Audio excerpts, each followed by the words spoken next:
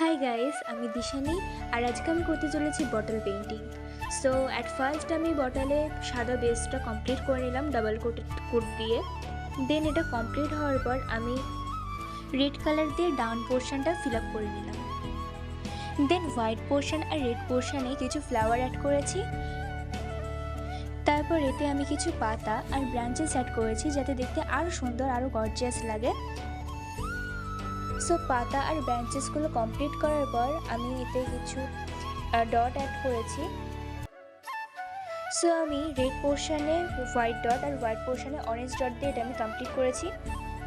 আর এই ডটগুলো পুরোটা কমপ্লিট করার পর অ্যাট লাস্ট আমি বটলের আপ পোর্শনে একটা লাইন ডিজাইন করেছি। আর আপ পোর্শনটা ফিল দেখানোর জন্য আমি কিছু ইয়েলো ডট অ্যাড করেছি। সো এটা হচ্ছে আমার বটল পেন্টিংয়ের লাস্ট লুক। সো তোমরা কমেন্টে জানাও তোমাদের কেমন লাগলো, আর ভালো লাগলে চ্যানেলটাকে সাবস্ক্রাইব করে দিও।